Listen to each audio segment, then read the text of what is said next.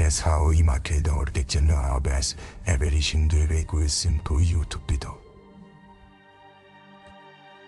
Team number 1 is start a YouTube channel. It is around a topic like health or fitness, tech or food, but almost any YouTube channel topic will work. Team number 2 is sign up for the Amazon Associated program.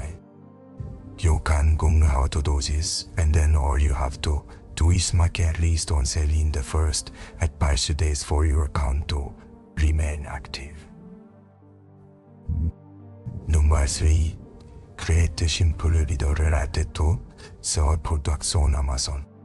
This could be product reviews, product tutorial, or lifestyle videos that you may include in something like a vlog where you tune the product to the content of your video. Number 4. Include tag links in your YouTube description and the pinned comment to any products that you talk about in your YouTube video. Number 5. Make sure to include add closely so that you are in compliance with FTC guidelines. This might include something like as an Amazon Associated on California Commissions fees. Number 6.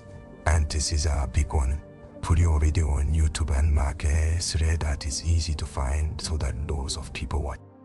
And don't get discouraged if it takes you a few videos to get done of this. Yeah, I'll never forget my first commission check from Amazon.